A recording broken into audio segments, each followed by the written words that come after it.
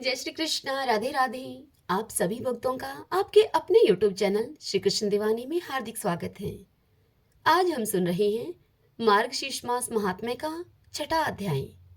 सर्वप्रथम भगवान का स्मरण करते हुए सभी बोलिए ओम नमो भगवते वासुदेवाय।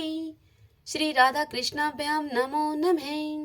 ब्रह्मा जी विष्णु भगवान से बोले, हे केशव, जिसने अपने शरीर को तप्त चक्र से चिन्हित किया और गुरु के मुख से मंत्र की दीक्षा ली है, साथ में कमल की और तुलसी की माला को उसने धारण किया है, तो हे केशव, उसका क्या फल मिलता है उसे? यह है, आप बताइए। यह सुनकर विष्णु भगवान ब्रह्मा जी से बोले कि हे ब्रह्मा, जो तुलसी की माला को धारण करता है वह असोच आचार भ्रष्ट होने पर भी मुझको ही आकर मिलता है, इसमें कोई संशय नहीं है। धात्री फल यानी कि आंवला की माला और तुलसी की माला जिस भी मनुष्य के शरीर में दिखाई देती है वह भगवत भगत मनुष्य है। जो तुलसी दल की माला मेरे गले में पहनी हुई अपने कंठ में धारण करता है वह देवताओं से नमस्कार के योग्य हो जाता है। तुलसी दल की माला और धात्री फल की माला यानी कि आंवले की माला, यह दोनों मालाएं पापी पुरुषों को भी मुक्ति देने वाली हैं। जो सेवक तुलसी दल की और आंवले की माला को धारण करता है उसको मुक्ति मिलती है। जो तुलसी दल की माला मेरे को चढ़ाकर फिर धारण करता है उसको उस माला के प्रत्येक पत्र में 10-10 अश्वमेध यज्ञ करने का फल मिलता है। हे वत्स, जो तुलसी की माला को धारण करता है उस सेवक को नित्य द्वारका में रहने का फल देता हूं मैं। जो भक्ति से तुलसी काष्ठ की माला को मुझे अर्पण करके फिर धारण करता है उस मनुष्य में कोई भी पाप नहीं रहता है। जो तुलसी काष्ठ की माला धारण करता है उसका न तो प्रायश्चित है और न ही उसके शरीर में असोच है, बल्कि वह मेरे प्राणों से भी मुझे श्रेष्ठ है और मैं उस पर सदा ही प्रसन्न रहता हूँ। जिस मनुष्य के बाहु और सिर तथा हाथ में और उसके शरीर पर तुलसी काष्ठ का आभूषण है वह मेरा प्रिय भक्त है। जो तुलसी काष्ठ की मालाओं से भूषित होकर पितरों के निमित्त तथा देवताओं के निमित्त पुण्य कर्म करता है तो उसको कोटि गुना अधिक पुण्य फल होता है। तुलसी काष्ठ की माला को देखकर प्रेत और यमराज के दूत दूर से ही भाग जाते हैं। जिस प्रकार से वायु के वेग से पत्र उड़कर कहीं से कहीं चला जाता है, जिसके घर में तुलसी काष्ठ अथवा तुलसी पत्र शुष्क अथवा गीला रहता है, कलयुग में भी पाप नष्ट हो जाते हैं उसके। पृथ्वी पर भ्रमण करते समय तुलसी काष्ठ की माला को धारण करने पर उस भक्त को दुख और दुष्ट शत्रु से कोई भय नहीं रहता है। जो अंधविश्वासी पाप बुद्धि वाले तुलसी काष्ठ की माला को धारण नहीं करते हैं उन मनुष्यों का नरक में भी उद्धार नहीं होता है, क्योंकि वे मेरे कोप रूपी अग्नि से जले हुए हैं। इस कारण से हे ब्रह्मा, प्रयत्न करने पर तुलसी काष्ठ की माला, कमल की माला, पवित्र धात्री फल की माला यानी कि आंवले की माला को भक्ति भाव से धारण अवश्य करना चाहिए। बताए अनुसार उद्धरपुंड, शंख आदि चिन्हों को धारण करके तुलसी वृक्ष के पास बैठकर हाथ में कुश लेकर मेरा स्मरण करता हुआ संध्या उपासना आदि कर्म को करे। मेरा भक्त संध्या उपासना करके पहले गुरु को नमस्कार करे और फिर मेरा पूजन करे। गुरु को कुछ भेंट देकर प्रसन्न चित्त से उन्हें दंडवत प्रणाम करे और एकाग्र मन से आचमन करके पूजा मंडप में आए। कृष्ण मृग चर्म के ऊपर कुश आसन बिछाकर मनोहर आसन पर पद्मासन से अच्छी तरह से बैठकर मन के भीतर शुद्धि को करे। जितेंद्रिय होकर मंत्र पढ़कर 3 प्राणायाम को करके उधोमुख होकर श्रेष्ठ हृदय कमल को विज्ञान रूप सूर्य से हृदय में विकसित करे। हृदय कमल की कर्णिका में सूर्य चंद्र अग्नि का न्यास करे। सूर्य चंद्र अग्नि से युक्त उस हृदय कमल में सूर्य चंद्र अग्नि का वैष्णव स्मरण करे और उसके ऊपर नाना रत्नों से युक्त पीठ को स्थापित करे। उस सिंहासन पर कोमल चिकना और उदय काल के सूर्य के समान कांतिमान अष्टाक्षर मंत्र के प्रत्येक अक्षरों से युक्त करके स्थापित करें। उस कमल पर स्थित कोटि चंद्र के समान कांतिमान चतुर्भुज, चार भुजाधारी, महापद्म, शंख, चक्र, गदा के धारी, कमल पत्र के समान विशाल नेत्र, समस्त लक्षणों से युक्त, श्रीवस्त्र कौस्तुभ मणि से सुशोभित वक्षस्थल और मुझको पीत वस्त्र से युक्त, विचित्र आभरणों से युक्त, दिव्य भूषणों से भूषित, दिव्य चंदन से लिप्त अंग वाले, दिव्य पुष्पों से शोभित, तुलसी के कोमल दलों की बनी हुई वनमाला से विभूषित, कोटि बाल सूर्य के समान कांतिमान और दिव्य कांति से सुंदर, समस्त लक्षणों से युक्त महालक्ष्मी को शरीर से धारण करने वाले कल्याण स्वरूप श्री विष्णु का ध्यान करके एकाग्र मन से पवित्रता पूर्वक मंत्र का जाप करें। सहस्त्र यानी के 1000, शत अर्थात 100, 1000 और 100 अथवा यथाशक्ति मन में जप करें और मन में ही विधि पूर्वक मेरा पूजन करें। संप्रदाय के अनुसार मेरे सामने शंख स्थापना करके दूर्वा, पुष्प, चंदन और जल से पूर्ण करें।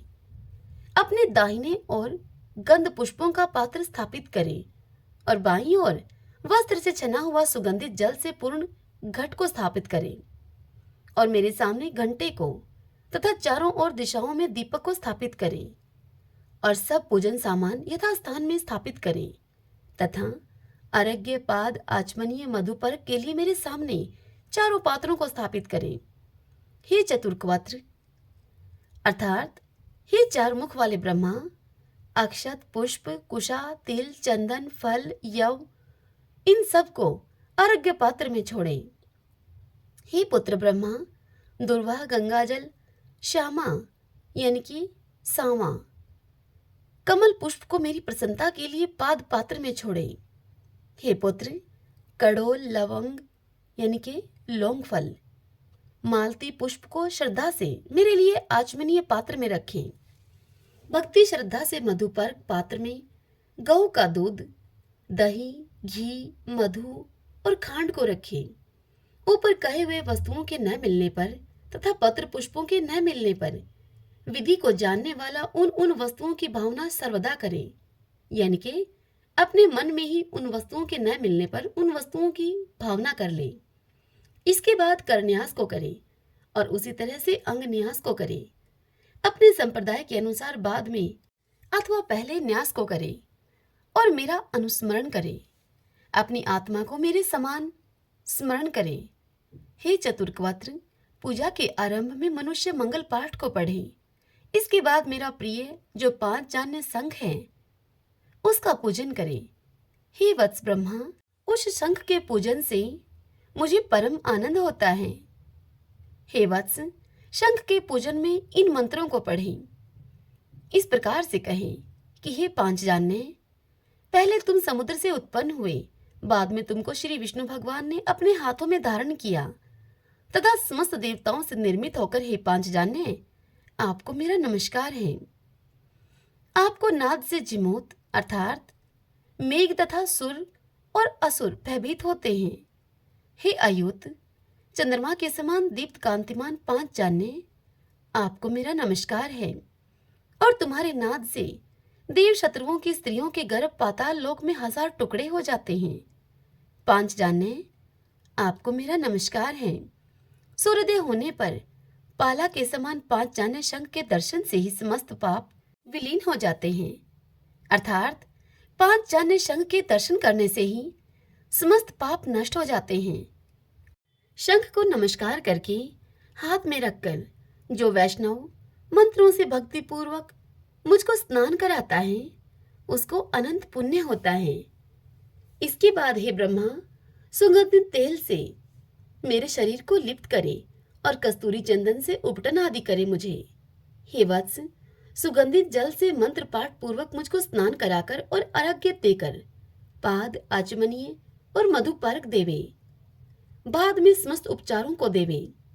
यथा विधि दिव्य वस्त्र आभूषण से अलंकृत करके पुष्पों से पीठ यानी के सिंहासन का पूजन करे और उस पर श्री विष्णु देव को स्थापित करे और श्रद्धा से मेरे लिए वस्त्र, अलंकार, गंध आदि अर्पण करे।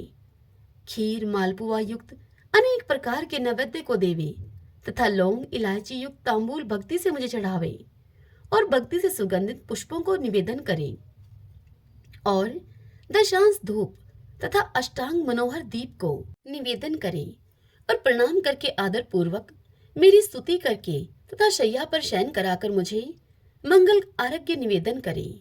श्रीमन नारायण नारायण हरि हरि भजमन नारायण नारायण हरि हरि। श्री भगवान देवी लक्ष्मी से कहते हैं कि हे प्रिय, अब मैं चौथे अध्याय का तुमसे महात्म्य बतलाता हूँ। सुनो। भागीरथी के तट पर वाराणसी अर्थात बनारस नाम की एक पुरी है। वहां विश्वनाथ जी के मंदिर में भरत नाम के एक योगनिष्ठ महात्मा रहते थे, जो कि प्रतिदिन आत्मचिंतन में तत्पर होकर आदर पूर्वक गीता के चतुर्थ अध्याय का पाठ किया करते थे। उसके अभ्यास से उनका अंतःकरण निर्मल हो गया था। वे शीत उष्ण आदि द्वंद्वों से कभी भी व्यथित नहीं होते थे। एक समय की बात है, वे तपोधन नगर की सीमा में स्थित देवताओं का दर्शन करने की इच्छा से भ्रमण करते हुए नगर से बाहर निकल गए। वहां पर बेर के 2 वृक्ष थे जिन पर बेर लगा करते थे। उसी पेड़ की जड़ में वे विश्राम करने लगे। एक वृक्ष की जड़ में उन्होंने अपना मस्तक रखा था और दूसरे वृक्ष के मूल में उनका एक पैर टिका हुआ था। थोड़ी ही देर के बाद जब वे तपस्वी चले गए, तब बेर लगने वाले वे दोनों वृक्ष 5 ही 6 दिनों के भीतर सूख गए। उनके पत्ते और डालियां भी नहीं रह गई। तत्पश्चात वे दोनों वृक्ष कहीं ब्राह्मण के पवित्र गृह में 2 कन्याओं के रूप में उत्पन्न हुए। वे दोनों कन्याएं जब बढ़कर 7 वर्ष की हो गई, तब एक दिन उन्होंने दूर देशों से घूमकर आते हुए भरत मुनि को देखा। उन्हें देखते ही वे दोनों कन्याएं उनके चरणों में पड़ गई और बड़ी ही मीठी वाणी में उनसे बोली कि हे मुने, आपकी कृपा से हम दोनों का उद्धार हुआ है। हमने बेर की योनि को त्याग कर, यानी कि बेर के जो पेड़ थे उन वृक्षों की योनि को त्याग कर मानव शरीर को प्राप्त किया है। उनके इस प्रकार कहने पर मुनि को बड़ा विस्मय हुआ। मुनि ने उनसे पूछा कि पुत्रियों, मैंने कब और किस साधन से तुम्हें मुक्त किया है? साथ ही यह भी बताओ कि तुम्हारे बेर के वृक्ष होने में क्या कारण था, क्योंकि इस विषय में मुझे कुछ भी ज्ञात नहीं है। तब वे कन्याएं पहले उन्हें अपने बेर हो जाने का कारण बतलाती हुई बोली कि हे मुने, गोदावरी नदी के तट पर छिन्न पाप नाम का एक उत्तम तीर्थ है, जो कि मनुष्यों को पुण्य प्रदान करने वाला है। वह पावनता की चरम सीमा पर पहुंचा हुआ है। उस तीर्थ में सत्यतपा नामक एक तपस्वी बड़ी कठोर तपस्या कर रहे थे। वे ग्रीष्म ऋतु में प्रज्वलित अग्नियों के बीच में बैठते थे।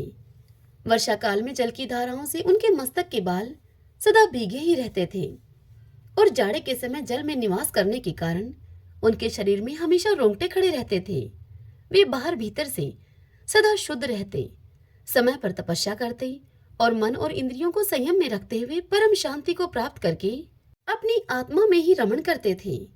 वे अपनी विद्वता के द्वारा जैसा व्याख्यान करते थे, उसे सुनने के लिए साक्षात ब्रह्मा जी भी प्रतिदिन उनके पास उपस्थित होते और उनसे प्रश्न किया करते थे।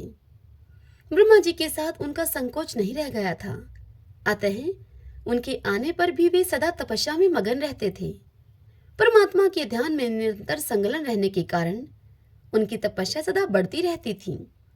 सत्य तपा को जीवन मुक्त के समान मानकर इंद्र को अपने समृद्धिशाली पद के संबंध में भी कुछ भय उत्पन्न हुआ।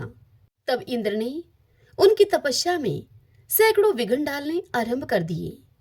अप्सराओं के समुदाय से हम दोनों को बुलाकर इंद्र ने इस प्रकार हमें आदेश दिया कि तुम दोनों उस तपस्वी की तपस्या में विघ्न डालो, क्योंकि वह मुझे इंद्रपद से हटाकर स्वयं स्वर्ग का राज्य भोगना चाहता है।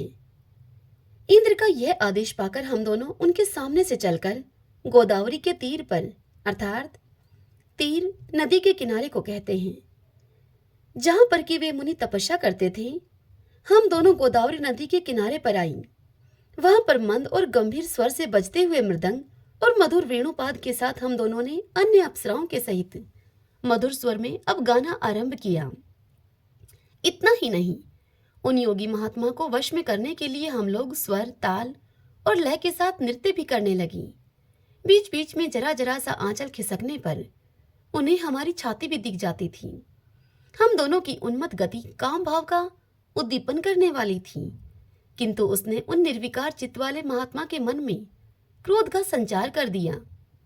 तब उन्होंने हाथ से जल छोड़कर हमें क्रोधपूर्वक श्राप दे दिया और कहा कि अरे, तुमने मेरी तपस्या को भंग करने का प्रयास किया है। तुम दोनों गंगा जी के तट पर बेर के वृक्ष हो जाओ। यह सुनकर हम लोगों ने बड़ी विनय के साथ उनसे कहा कि हे महात्मन, हम दोनों पराधीन थी, अतः हमारे द्वारा जो दुष्कर्म बन गया है उसे आप क्षमा कीजिए। और हमारे द्वारा इस प्रकार यूं कहने पर हमने मुनि को प्रसन्न कर लिया। तब उन पवित्र चित्त वाले मुनि ने हमारे शापोद्धार की अवधि निश्चित करते हुए हमसे कहा कि भरत मुनि के आने तक ही तुम पर यह शाप लागू होगा। उसके बाद तुम लोगों का मृत्युलोक में जन्म होगा और पूर्व जन्म की स्मृति तुम्हें बनी रहेगी।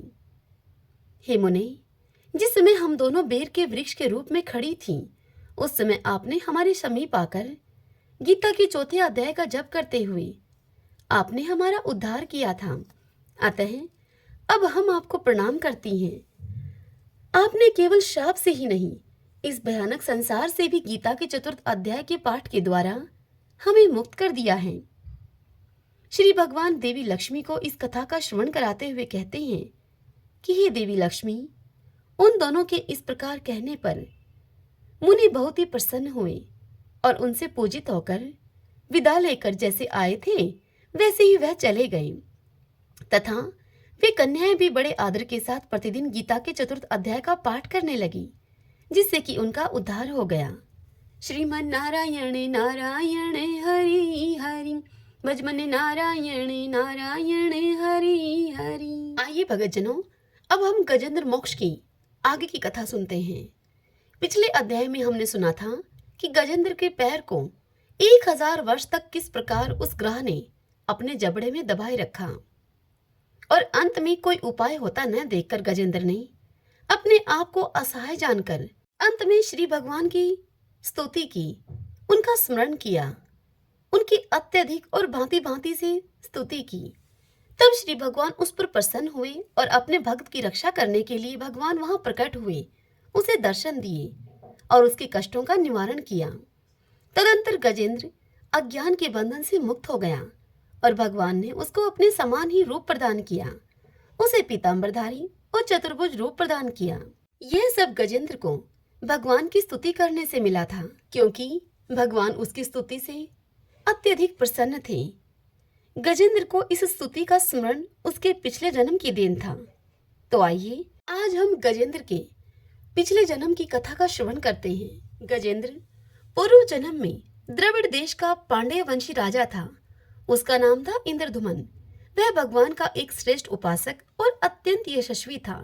एक बार राजा इंद्रधुमन राजपाट छोड़कर मल्ले पर्वत पर रहने लगे थे। उन्होंने जटाएं बढ़ा ली, तपस्वी का वेश धारण कर लिया।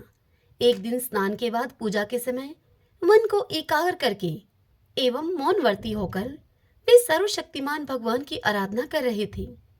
उसी समय दैव योग से परम यशस्वी अगस्त्य मुनि अपनी शिष्य मंडली के साथ वहां पर आ पहुंचे।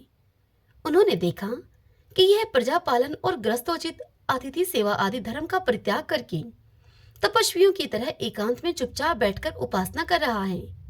इसलिए वे राजा इंद्रधुमन पर वह तपस्वी क्रुद्ध हो गए और उन तपस्वी मुनि अगस्त्य ने राजा को यह श्राप दिया कि इस राजा ने गुरुजनों की शिक्षा नहीं ग्रहण की है, अभिमानवश परोपकार से निवृत्त होकर यह मनमानी कर रहा है। ब्राह्मणों का अपमान करने वाला यह हाथी के समान जड़बुद्धि है, इसीलिए इसे वही घोर अज्ञानमयी हाथी की योनि प्राप्त हो जाए। श्राप एवं वरदान देने में समर्थ अगस्त्य ऋषि इस प्रकार राजा को श्राप देकर अपने शिष्य मंडली के साथ वहां से चले गए। राज ऋषि इंद्रधुमन ने यह श्राप यह समझकर संतोष किया कि यह मेरा प्रारब्ध ही था। इसके बाद आत्मा की विस्मृति करा देने वाली हाथी की योनि उस राजा को प्राप्त हुई, परंतु भगवान की आराधना का ऐसा प्रभाव है कि हाथी होने पर भी उन्हें भगवान की वह स्मृति बनी ही रही। भगवान श्री हरि ने इस प्रकार गजेंद्र का उद्धार करके उसे अपना पार्षद बना लिया। गंधर्व सिद्ध देवता उनकी इस लीला का गान करने लगे और पार्षद रूप गजेंद्र को साथ में लेकर गरुड़ पर सवार होकर अपने अलौकिक धाम को चले गए। श्री शुकदेव जी राजा परीक्षित से गजेंद्र मोक्ष की यह कथा सुनाते हुए कहते हैं कि हे कुरुवंश शिरोमणि परीक्षित, मैंने भगवान श्री कृष्ण की महिमा तथा गजेंद्र के उद्धार की कथा तुमसे सुना दी है। यह प्रसंग सुनने वालों के कलिमल और दोहसोपन को मिटाने वाला एवं यश, उन्नति और स्वर्ग को देने वाला है। इसी से कल्याणकामी द्विजगण दोहसोपन आदि की शांति के लिए प्रातःकाल जगते ही पवित्र होकर इसका पाठ करते हैं। गजेंद्र की स्तुति से प्रसन्न होकर सर्वव्यापक एवं सर्वभूत स्वरूप श्री हरि भगवान ने सब लोगों के सामने ही उसे यह बात कही थी कि जो लोग रात के पिछले पहर में उठकर इंद्रिय निग्रह पूर्वक एकाग्र चित्त से मेरा और तेरा इस सरोवर, पर्वत एवं कंदरा, वन, बेंत, कीचक और बांस के झुरमुट, यहाँ के दिव्य वृक्ष तथा पर्वत शिखर, मेरे ब्रह्मा जी और शिव जी के निवास स्थान, मेरे प्यारे धाम क्षीरसागर, प्रकाश में श्वेतदीप, श्री वस्त कौस्तुभ मणि, वनमाला, मेरी कौमुद की गदा, सुदर्शन चक्र, 5 जाने शंख, पक्षीराज गरुड़, मेरे सूक्ष्म कला स्वरूप शेष जी, मेरे आश्रय में रहने वाली लक्ष्मी देवी, ब्रह्मा जी, देव ऋषि नारद जी, शंकर जी एवं भक्त प्रहलाद, मत्स्य, कश्यप, वराह आदि अवतारों में किए हुए मेरे अनंत पुण्यमय चरित्र, सूर्य, चंद्रमा, अग्नि, ओमकार, सत्य,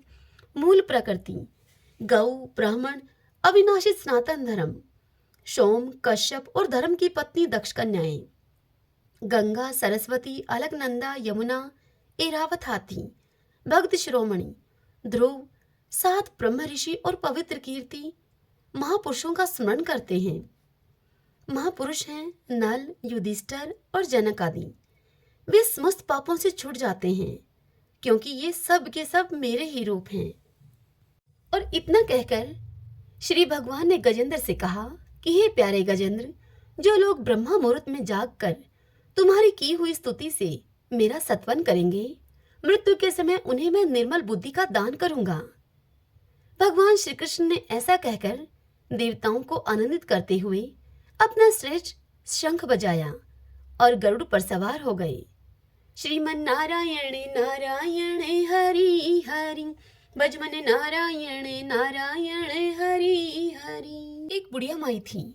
उसका नियम था कि वह हर एक रविवार को सवेरे ही स्नान आदि करके पड़ोसन की गाय के गोबर से अपने घर को लीपकर और फिर भोजन तैयार करके भगवान को भोग लगाती थी और उसके बाद ही स्वयं भोजन करती थी। ऐसा व्रत करने से उसके घर में धन धान्य आदि की कोई कमी नहीं थी। उसका घर धन धान्य और आनंद से परिपूर्ण था। इसी तरह से कुछ दिन बीत जाने पर उसकी पड़ोसन एक दिन विचार करने लगी कि यह बुढ़िया माई हमेशा मेरी गाय का गोबर लेकर जाती है, और यह सोचकर वह पड़ोसन अब अपनी गाय को अपने घर के भीतर बांधने लगी। बुढ़िया माई को अब गोबर न मिलने से रविवार के दिन वह अपने घर को न लीप सकी।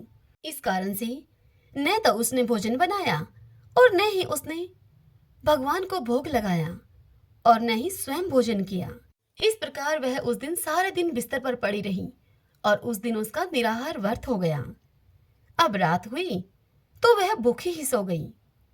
रात में भगवान ने उसे स्वप्न में दर्शन दिए और भोजन न बनाने और भोग न लगाने का उससे कारण पूछा।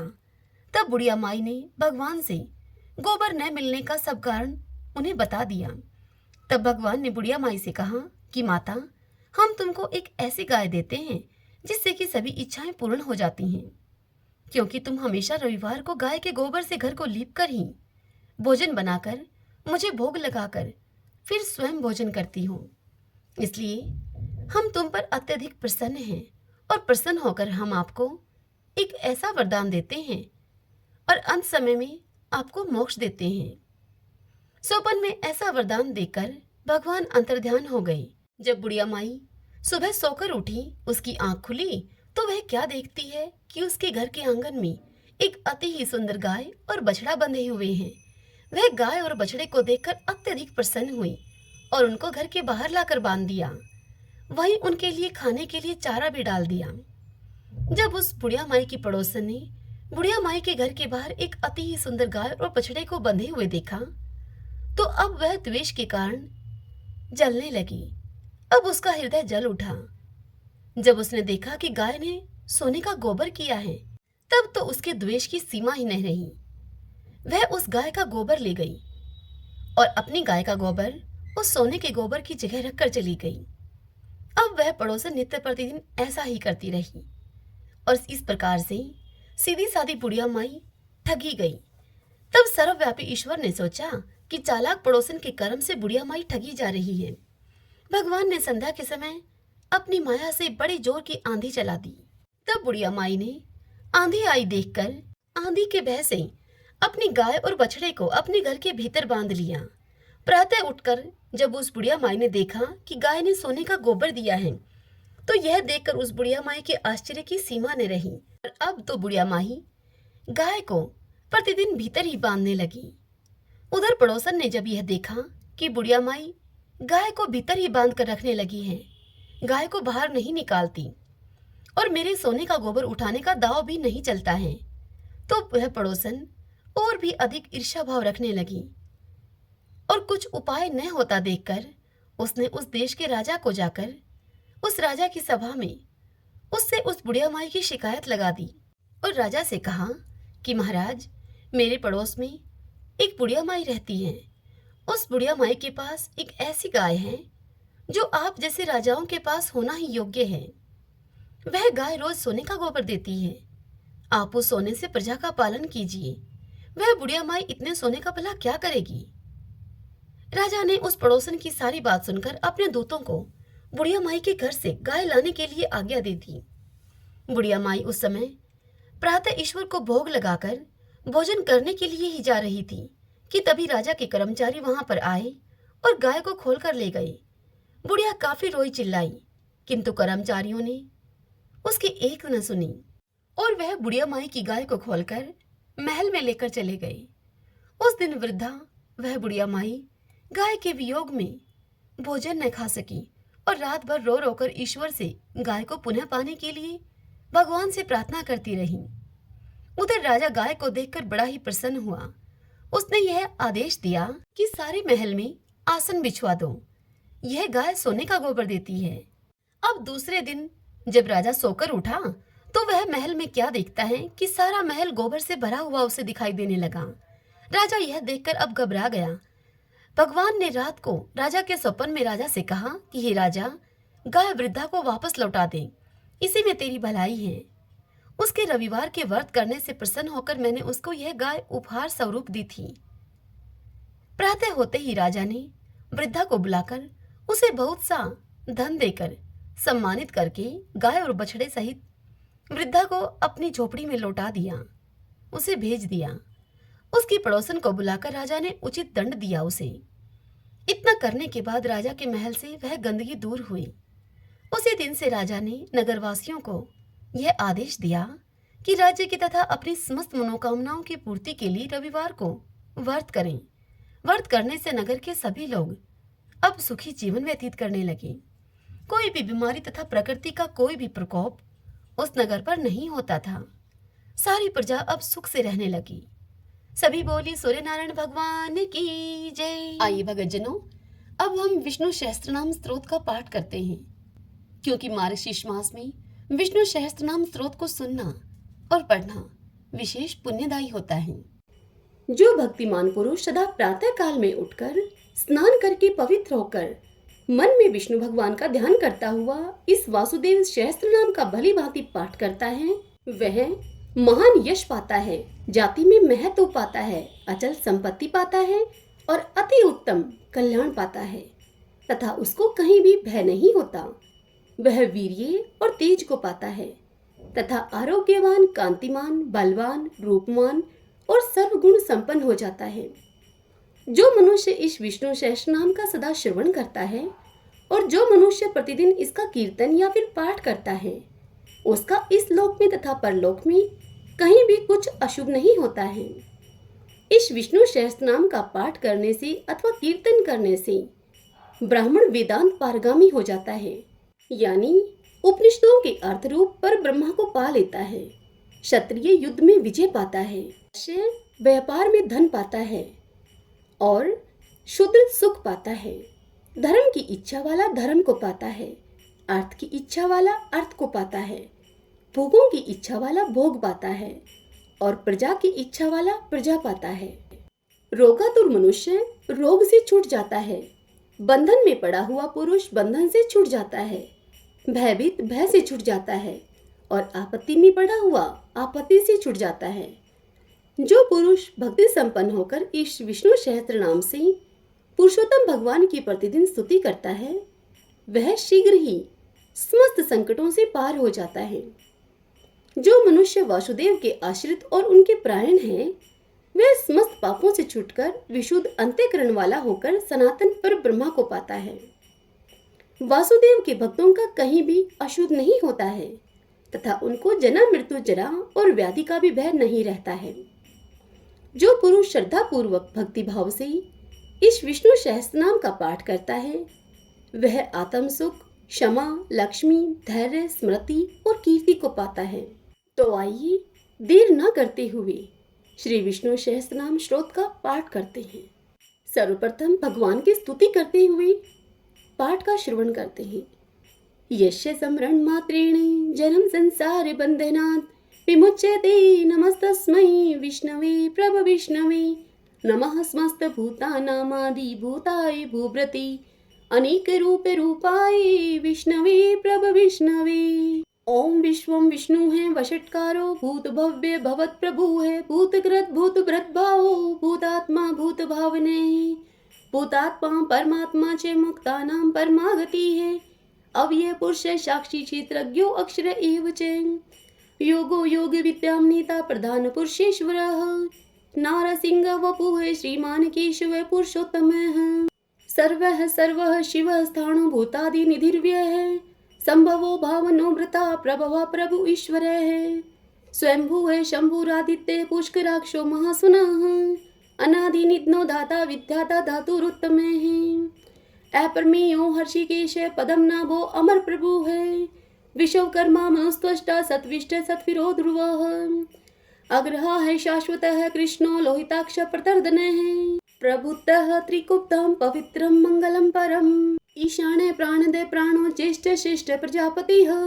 हिरण्य गर्भो भूगर्भो माधवो मधुसूदन ईश्वरो विक्रमी धन्वी मेधावी विक्रमे कर्म अनुत्तमो दुरादर्श कृतघ कर्तिरात्मवान सुरेश है शरणम शरम विश्वरेता प्रजापव संवत्सरो व्यालय प्रत्यय सर्वदर्शन है अजय है सर्वेश्वर सिद्ध सिद्धि सर्वादिर अच्युतः वर्षा कपीर में आत्मा सर्वयोग विनिह सरतः वसु है वसु मना है सत्य है समात्मा असम्मति है समय है अमोघ पुंडरीकाक्षो वर्षकर्मा वर्षाकृति है रुद्रो है बहुशिरा है बब्रू है विश्व योनि सुचिश्रवा है अमृत है शाश्वत स्थाणु वरारोहो महतपा है सर्वज्ञ सर्वविद भानु विश्वक्षेनो जनार्दन वेदो वेद विद व्यांगो वेदांगो वेद विद कवि है लोकादक्ष सुरादक्ष धर्मादक्ष कृताकृत चतुर आत्मा चतुर्व्यूह चतुर्दृष्ट चतुर्भुज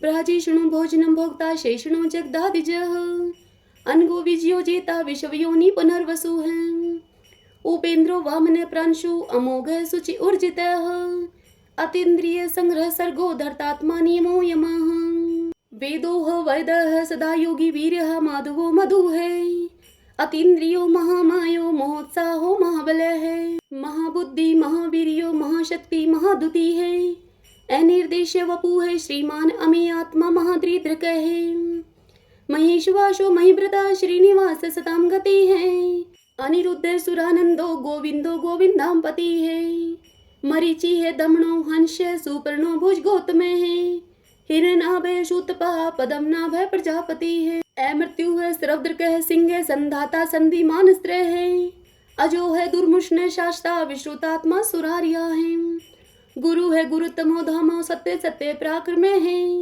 निमिषो अन्विष सत्रगवि वाचस्पति रुधारधि है अग्रणी है ग्रामणी है श्रीमान न्यायो नेता समीरण है सहस्त्र मूर्धा विश्वात्मा सहस्त्राक्ष सहस्त्रपात आवर्तनो निर्वर्तात्मा संवर्त सन परमर्दन है संवर्तको वहान्य अनिलो धरणी धरे हैं। शो प्रसाद प्रश्न आत्मा विशव धरक विशव भुग विभु है। सत्कृता सत्कृत साधु जैनो नारायणो नरे हैं।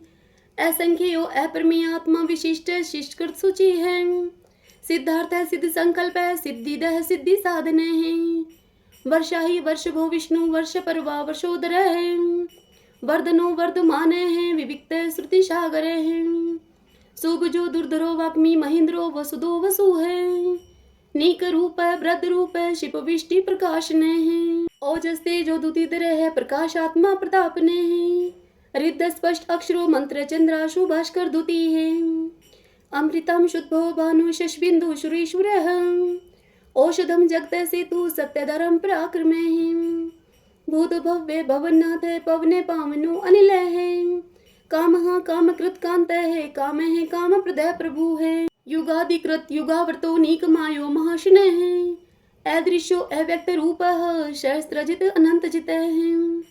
इष्टो अवशिष्ट शिष्टिष्ट शिखंडी नौशो वृष है। क्रोध क्रोध कृतकृता विश्वबाहु महीधर है। अच्युत प्रतित प्राण प्राण दो वासवानुज है। अपाम निधिर्दिष्टानम परमतः प्रतिष्ठित है। स्कंद है स्कंधरो धुर्यो वर्दो वायु वाहन है। वासुदेवो भ्रतभानु आदि देव पुरंदर है। अशोक तारण तार शूर शौरी जनेश्वर है। अनुकूल शतावर्त पद्मी पदम निभीक्षण है। पदम नाभो अरविंदाक्ष पदम गर्भ शरीर व्रत। महर्दि रिद्धो वर्धात्मा मोक्षो गरुड़ो ध्वज है। अतुल है शर्भो भीम सम्यगो हवि हरि है। सर्व लक्षण लक्षणयो लक्ष्मीवान समिंत जय है। विक्षरो रोहितो मार्गो हेतु दामोदर सह। महीधरो महाभागो वेगवान विताशन है। उद्भव शोभनो देव श्री गर्भ परमेश्वर है। करणम कारणम कर्ता विकर्ता गहनो गुह है। व्यवसायो व्यवस्थान संस्थान स्थानदो दुर्वह। प्रर्धि है परम स्पष्ट चतुष्ट पुष्ट सुभिक्षण है। रामो विरामो वीरजो मार्गो नियो नियो अन्य। वीर शक्ति मताम श्रेष्ठो धर्मो धर्म विदुत्तम है। बैकुंठ पुरुष प्राण प्राणदय प्रणव प्रतु है। हिरण्य गर्भ शत्रुघ्नो व्याप्तो वायुर्धोक्ष जय है। ऋतु है सुदर्शन है काल परमिष्टि परिग्रह। उग्र शनवत्सरो दक्षो विश्रामो विशो दक्षिण है। विस्तार स्थावर स्थाणु परमाणम बीजम व्ययम। अर्थो अनर्थो महाकोशो महाभोगो महाधन है। अनिर्विण सतविष्टो अभु है धर्मयूपो महामख है। नक्षत्र नेमी नक्षत्री शमय शामय शमीहन है। यज्ञ इज्यो महेजय चक्रतु सत्रम स्थाम गति है। सर्वदर्शी विमुक्तात्मा सर्वज्ञो ज्ञानम उत्तमम। सुवर्त शुंक सूक्ष्म सुघोष सुखद सुहत है। मनोहरो जित क्रोधो वीर बाहु विदारण है। स्वाप्ने है सवशो व्यापी नीकात्मा नीक क्रम कृत। वत्सरो वत्सलो वत्सी रतन गर्भ धनेश्वर है। धर्म गोप धर्म कृत धर्मी शत अशत शरम अक्षरम। अविज्ञाता शस्त्रांशु विधाता कृत लक्षण है। गभस्ति नेमि सत्वस्त सिंहो भूत महेश्वर है। आदिदेवो महादेवो देवेशो देव वृद्ध गुरु है। उत्तरो गोपतिर्गुप्ता ज्ञान गम्य पुरातन है। शरीर भूत भ्रत भोक्ता कपिंद्रो बुरी दक्षिण है। सोमपो अमृत तपः सोम पुरोजित पुरुषोत्तम है। विनियोजय सत्य संधो दाशारह सात्वताम पति है। जीवो है विनीत साक्षी मुकुंदो अमित विक्रम है। अम्बो निधिर्नंतात्मा मोदधिशयो अनंत के हैं। अजो है महार है स्वभाव्यो जीता मित्र प्रमोदन है। आनंदो नंदनो नंद सत्य धर्मा त्रिविक्रम है। महर्षि कपिलाचार्य कर्तगो मेदनी पति है। त्रिपद त्रिदशा अध्यक्षो माश्रंग कृतांत कृतः। महावराहो गोविंद है सुषीण कनकांगदी। गुहो गभीरो गहनो गुप्त चक्र गदाधर है। वेदाः स्वंगो अजित है कृष्णो दृढ़ संकर्षणो अच्युत है। वरुणो वारुणो वृक्ष पुष्कराक्षो महामना है। भगवान है भगानंदी वनमाली हलायुध है। आदित्यो ज्योतिरादित्यो शैषणो गतिस्तम। सुधन्वा खंड परशु है दारुणो दर्विण प्रदय है। द्विस्पर्क सर्वदृक व्यासो वाचस्पतिर्यो निजे है। त्रिशामा शाम गे शाम निर्वाणम बेस जम्बिष्का। शन्याश्कृत समय शांतो निष्ठा शांति प्रायणम शुभांगम शांति दे सत्रष्टा कुमुदय कुवलेशय गोहितो गोपतिर्गुप्ता वृषभाक्षो वृषप्रिय अनिवर्ति निर्वर्तात्मा संक्षिप्ता श्रीमकर्षिव श्रीवत्स्वक्षा श्रीवास श्रीपति श्रीमतांबर श्रीदह श्रीशः श्रीनिवास श्रीनिधि श्रीविभावने श्रीद्रः श्रीकृः श्रेयः श्रीमान लोकत्रयाश्रय स्वक्षः श्वंगः शतानंदो नंदिर्ज्योतिर्गणेश्वरः विजितात्मा विधेयात्मा सत्कीर्ति छिन्न संशयः उद्रीणः सर्वत चक्षु अनिश शाश्वत भूषयो भूषणो भूत विशोक शोक नाशने अर्चिस्मान अर्चित है कुंभो विशुद्धात्मा विशोधन है अनिरुद्धो अप्रतिरथ है प्रद्युम्नो अमित विक्रम है कालनेमी निहा वीर शौरी शूर्जनेश्वर त्रिलोकात्मा त्रिलोकेश केशव केशिहा हरि है कामदेव कामपाल कामिकांत कृतागम है अनिर्देश वपु विष्णु वीरो अनंत तो धनंजय है ब्राह्मणियों ब्रह्माकृत ब्रह्मा ब्रह्मा विवर्धने हैं ब्रह्माविद ब्राह्मणो ब्रह्मी ब्रह्माज्ञो ब्राह्मण प्रिय है महाकर्मो महाकर्मा तेजा मोहरगे है महाक्रतु महायज्वा महायगो महाहवि है सत्वयः सतो प्रिय स्तोत्रम श्रुति स्तोतारण प्रिय पूर्ण पूरिता पुण्य पुण्य कीर्ति अनामय मनोज व्यतीरथ करो वसुरीता वसुप्रद वसुप्रदो वासुदेवो वसु है वसु मना हवि है सदगति है सत्कृति है सत्ता सद्भूति सत्य प्राण है सुरसेनो यदुश्रेष्ठ सन्निवास सुया मुने भूतावासो वासुदेव सर्वासु नीलयो अनल है दृपहा दृप्तो दुर्प्तो दुर्धरो अत पराजित है विश्वमूर्ति महामूर्ति दीप्त मूर्ति अमूर्ति माने अनेक मूर्ति अव्यक्त है शतमूर्ति शतानन है एको नेक स्वः कह किम यत तत्पद अनुत्तमम लोकबंधु लोकनाथो माधवो भक्तवत्सल है सुवर्ण वर्णो हिमांगो व्रांग चंदनांगदी पीरहा विस्मय शून्यो गर्ताशी अचले चले हैं अमानी मान दो मान्यो लोक स्वामी त्रिलोक धृक सुमीधा मीद जो धन्य सत्यमेधा धराधर हैं तेजो वृषो दुति दर शौर्य शस्त्र प्रतांबर प्रग्रो निग्रो व्यग्रो नेक श्रृंगो गदागर जय चतुर्मूर्ति चतुर्बाहु चतुर्व्यूह चतुर्गति है चतुर आत्मा चतुर्भाव चतुर्वेद विद एक पात समावर्तो अनिर्वर्तात्मा दुर्जयो दुर्ति कर्मे दुर्लभो दुर्गमो दुर्गो दुरावासो दुरारिया शुभांगो लोक सारंग सुतंतु सुतंतु वर्धन है इंद्र कर्मा महाकर्मा कर्तकर्मा कृतागमे उद्भव सुंदर सुंदो रत्न नाभ सुलोचन है अर्को वाष्ण श्रृंगी जयंत सर्व विजयी है सुवर्ण बिंदु अक्षोभय सर्ववागी सुरेश्वर है महादो महागतो महाभूतो महानिधि है कुंदय कुंदर कुंदय प्रजने पावनो अनिल है अमृताशो अमृत वपु है सर्वज्ञ सर्वतो मुख है शूलुभ है सुवर्त सिद्ध शत्रुज शत्रुतापने है ने क्रोध उदम्बरो अश्वत चाणुरांध्र निशूदन है शस्त्रार्ची सप्त जीव है सप्तदा सप्त वाहन है अमूर्तिर अनगे अचिंत्यो भय कृत भय नाशने है अणु है ब्रता कृष स्थूल गुणव्रत निर्गुणो महाने ऐद्रत समुद्रत श्वासय प्रागवंशो वंशवर्धन है भारव्रत कथित योगी योगी सर्व कामदे है आश्रम शर्मण श्याम सुपर्णो वायु वाहन है धनुर्धरो धनुर्वेदो दंडो दमितादम है अपराजित सर्वशहो नियंता नियमो अयम है तत्ववान सात्विक है सत्य सत्य धर्म प्रायण है अभिप्राय प्रियारो अर्ह प्रियकृत प्रतिवर्धन है विहाय शक्ति ज्योति है सुरुचि उद्भुक विभु है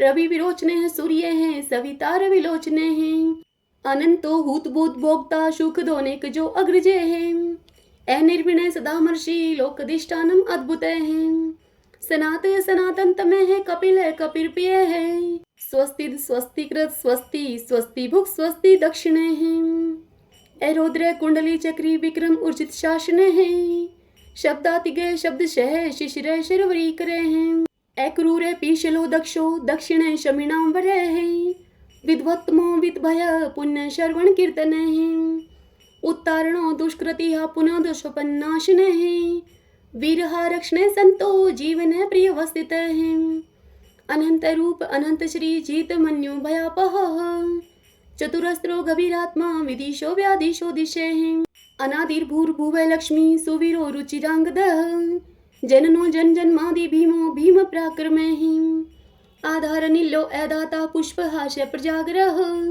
उद्रवग सत्पथाचार्य प्राणदय प्रणवय प्रणय परमाणम प्राण निल्य प्राणव्रत प्राण जीवन है तत्वम तत्व विदेकात्मा जन्म मृत्यु जराति गे भूर्भुव स्वस्तरुस्तार सविता पर पितामह यज्ञो यज्ञपतिरेज्वा यज्ञांगो यज्ञ वाहन है यज्ञ भ्रत यज्ञ कृत यज्ञ यज्ञ बुक यज्ञ साधन है यज्ञांत कृत यज्ञ गुहाम अन्नम अन्नादे एव च आत्म योनि स्वयं जातो वेखान सामगाय रहे देवकी नंदन सृष्टा क्षितिशय पाप नाशने शंख व्रत नंद की चक्री शारंग धनवा गदाधर है रथांग पाणी अक्षोभय सर्व पर हरणायुदय है सर्व पर हरणायुदय ओम नमः इति विष्णु सहस्त्रनाम स्तोत्रम संपूर्ण। अब हम श्री कृष्ण चालीसा और श्री कृष्ण भगवान की आरती करेंगे। बंशी शोभित कर मधुर नील जलद तन श्याम अरुण अधर जनु बिंब फल नैन कमल अभिराम पूर्ण इंद्र अरविंद मुख पीतांबर शुभ साज जय मन मोहन मदन छवि कृष्ण चंद्र महाराज जय यदुनंदन जय जगवंदन जय वसुदेव देव की नंदन जय यशोदा सुत नंद दुलारे जय प्रभु भक्तन के दृगतारे जय नटनागर नाथ नथैया कृष्ण कन्हैया धेनु चरैया पुनि नख पर प्रभु गिरिवर धारो आओ दीनन कष्ट निवारो बंसी मधुर अधर धर टेरी होवे पूर्ण विनय यह मेरी आओ हरि पुनि माखन चाखो आओ लाज भगत की राखो गोल कपोल चिबुक अरुणारे मृदु मुस्कान मोहिनी डारे रंजित राजीव नयन विशाला मोर मुकुट वजयंती माला कुंडल श्रवण पीत पट आछे कटिकिं कणिका छन काछे नील जलज सुंदर तनु सोहै छवि लखी सुर नर मुनि मोहै मस्तक तिलक अलक घुंघराले आओ कृष्ण बांसुरी वाले करी पय पान पुतन ही तारयो अका बका कागा सुर मारयो मधुवन जलत अग्नि जब ज्वाला भय शीतल लखत ही नंद लाला सुरपति जब ब्रज चढ़यो रिसाई मुसर धार वारी वृषाई लगत लगत ब्रज चहन बहायो गोवर्धन नख धारी पचायो लखी यशोदा मन भ्रम अधिकाई मुख में चोधन भुवन दिखाई दुष्ट कंस अति उधम बचायो कोटि कमल जब फूल मंगायो नाथी काल यही तब तुम लीने चरण चिन्ह दे निर्भय कीने करी गोपिन संग रास विलासा सबकी पूर्ण करी अभिलाषा केतक महा असुर सहारियो कंस ही केश पकड़ दई मारियो मातु पिता की बंदी छुड़ाई उग्र सेन कह राज दिलाई मही से मृतक छो सुत लायो मातु देव की शोक मिटायो वो मासुर मुर दैत्य सहारी लाए शट दस कुमारी दे भी मही तुण चीर सहारा जरा सिंधु राक्षस कह मारा असुर बकासुर आदिक मारयो भक्तन के तब कष्ट निवारियो दीन सुदामा के दुख टारयो तंदुल तीन मुट्ठी मुख डारयो प्रेम के साग विदुर घर मांगे दुर्योधन के मेवा त्यागे लखी प्रेम की महिमा भारी ऐसे श्याम दीन हितकारी मारत के पारथ रथ हाके लिए चक्र कर नहीं बल थाके निज गीता के ज्ञान सुनाए भक्त हृदय सुधा बरसाए मीरा थी ऐसी मत वाली विष पी गई बजा करके ताली राणा भेजा सांप पिटारी शाली ग्राम बने बनवारी निज माया तुम विधि दिखायो उरते संशय शकल मिटायो तब शत निंदा करी तत्काला जीवन मुक्त भयो शिशुपाला, जब ही द्रौपदी टेर लगाई, दीनानाथ लाज अब जाई, तुरत ही बसन बने नंदलाला, बड़े चीर भय अरि मुँह काला, अस अनाथ के नाथ कन्हैया, डूबत भवर बचावत नैया, सुंदर दास आस उरधारी, दया दृष्टि कीजे बनवारी, नाथ सकल मम कुमति निवारो, क्षमहु वेगी अपराध हमारो, खोलो पट अब दर्शन दीजिए, बोलो कृष्ण कन्हैया की जय, बोलो कृष्ण कन्हैया की जय। यह चालीसा कृष्ण का पाठ करे उरधारी, अष्ट सिद्धि नवनिधि फल लह पदारथ चारी, लह पदारथ चारी। ओम श्री कृष्णाय नमो नमः। आइए अब हम श्री कृष्ण भगवान की आरती करते हैं।